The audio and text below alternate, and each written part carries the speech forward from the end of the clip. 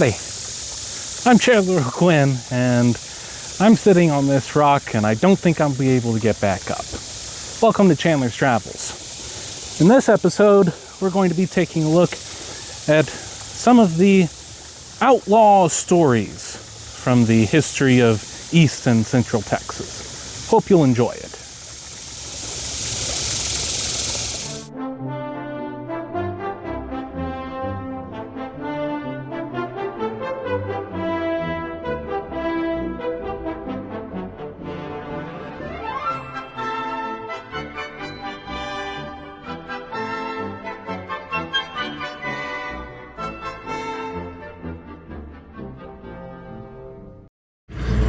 I'm standing here outside of the Eastham Prison Farm, just outside of Lovelady, Texas, about 30-40 minutes away from Huntsville. This was and continues to be the site of many people who are incarcerated in the Texas prison system, but perhaps one of the most notable who was incarcerated here is Clyde Barrow. So Clyde of Bonnie and Clyde was born in Ennis, grew up around Dallas, was kind of influenced by his older brother into a life of petty crime, stealing cars, robbing from general stores. And it was after one of these car thefts in 1930 that he was sentenced to prison, which he served most of that time here at Eastham. That stay for him was quite abusive, both by the other inmates and by the guards who were here. It became such a problem that at one point he would actually cut some of his toes off in an effort to try and get transferred to the main Huntsville prison, and that did not work. He was paroled or pardoned after serving all but 1 month of his sentence in 1932, and from that point just went on a rampage. Clyde entered Eastham as a petty thief and exited as a hardened criminal, already killing his first man while he was here. From that point on, he just wreaked havoc across Texas, across the Southwest, New Mexico, Oklahoma. Eventually, with his partner Bonnie Parker, would go on across the Midwest and the South as well. Towards the end of 1933, his older brother was killed while he was trying to get Clyde to get out of this career this criminal career of his, and was killed in a raid. And after that, Clyde could kind of see things starting to enclose in on him. Even by the 1930s, it was almost easy for him with the new technology of V8 Fords and Browning automatic rifles to just continue on his campaign of mayhem and robberies because the police weren't talking to each other. So he would rob a bank in one county, they would chase him to the edge of that county, and then they would stop. We do have the infancy of the FBI at this time, but they are not capable enough of actually being able to apprehend. And the going conclusion at that time was to try and apprehend him and Bonnie, and he was not going to have that. He wanted to go out in a blaze of glory. So all of this led to him never really being captured. But after the death of his brother in 1933, he knew that things were starting to close in and that he had to have one last great caper or one last great act of revenge against his time at Eastham. And that was the Eastham Prison Raid. So he got together with his partner Frank Hamilton. His brother, Frank Hamilton's brother Raymond, was still in Eastham, along with Joe Palmer, who Clyde knew from his time here at Eastham.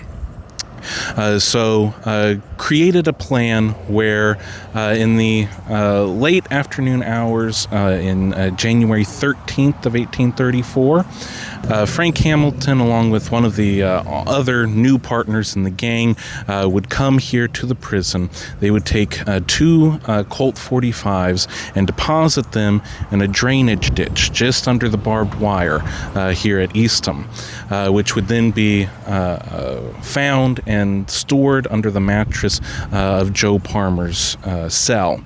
And then that following Sunday, Frank would get with his brother Raymond and go over the whole plan of what would happen, that the work detail would be taken about 2 miles south, and there Bonnie Clyde and one of the other gang members would be there waiting to help spring them from the Eastham prison.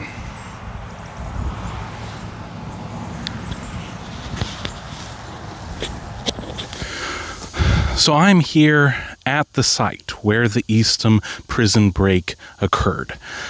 So just about 2 miles north of here is the Eastham prison farm.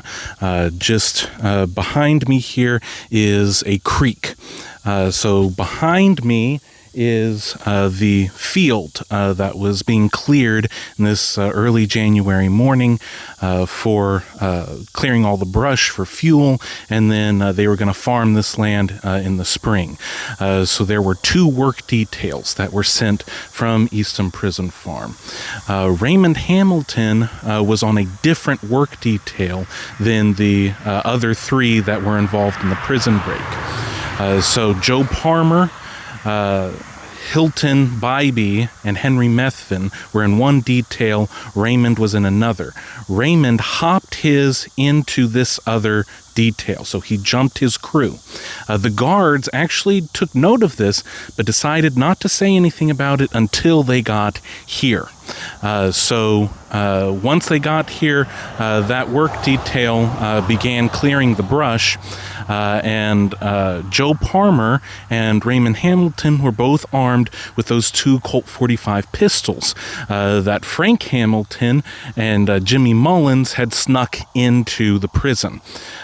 So there were 2 guards that went to approach Raymond Hamilton and Joe Palmer because they knew that Raymond had jumped his crew and they wanted to fix this. As they come and approach him, now only one of the guards was supposed to do this, one of the shotgun men. This whole system was predicated that you had shotgun men who were on their horses closer to the crew, and you had long-arm men who'd be farther away and not get any closer to the inmates, so that if something went down, they could get their Winchesters off and start picking off people right away. But Major Crowthers did not follow these orders. He wanted to correct things himself. He was known as someone somewhat brutally correcting things himself. So the long-arm man and one of the shotgun men approach Joe Palmer and Raymond Hamilton. Once they start confronting Hamilton, Hamilton and Palmer pull out their Colt 45s. Hamilton immediately ejects the clip from his own gun, and so he's searching in the fog and the mud. It was a very foggy morning in this January of 1934. So he's searching for the clip. Joe Palmer says that he tried to negotiate for these guys to lay down their arms. The guards say that didn't happen. Either way, Joe Palmer starts shooting. So he shoots Crowthers right in the stomach, and then he takes off on his horse back to the prison camp to try and notify people there's a prison escape that's about to happen, or that is currently happening. The other shotgun man, he gets hit in the hip, and he's incapacitated. Right as those shots start to ring off, over in the creek, you have Bonnie, you have Clyde, and you have Jimmy Mullins. Jimmy Mullins and Clyde Barrow are on the other side of this creek. They start to fire into the crowd. Clyde Barrow, known for having his Browning automatic rifle, starts just spraying overhead. Lots of the inmates duck down. Two of the other guards, the other shotgun men, are so scared they just run off into the trees. There's one other inmate who runs off into the trees, not being a part of any of this, just an opportunist, you might say. His last name was French.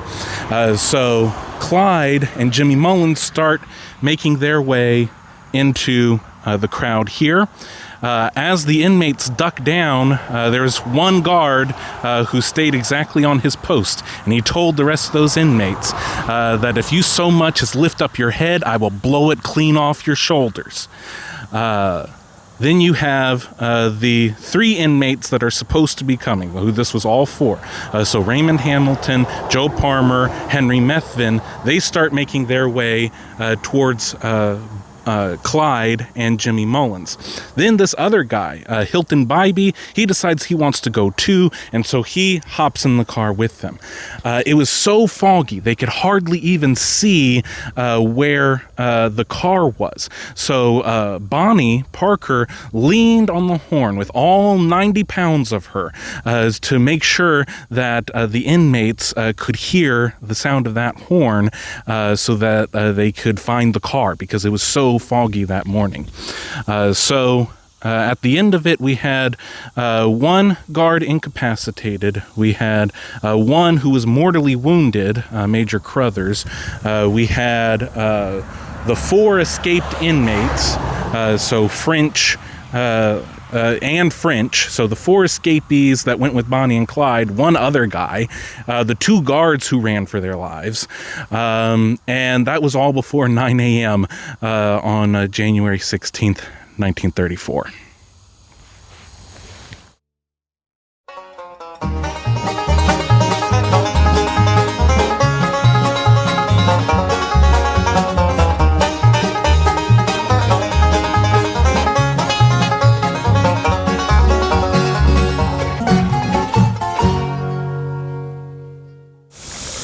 So, what happened after the prison break? Well, Hilton Bybee, he was just a tag-along, so they dropped him off at the first fuel stop. Then you have Bonnie, Clyde, Joe Palmer, and Raymond Hamilton, and Jimmy Mullins. They continued on their journey, eventually ditching that car, I think somewhere in Oklahoma.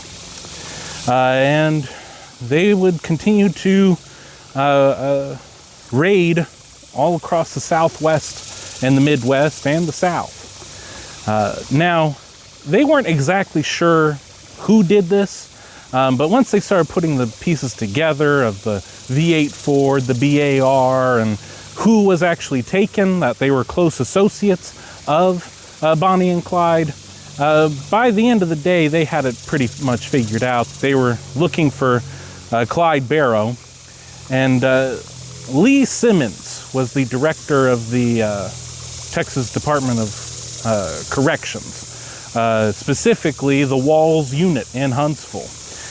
This was now a matter of honor for him to bring Clyde Barrow to justice.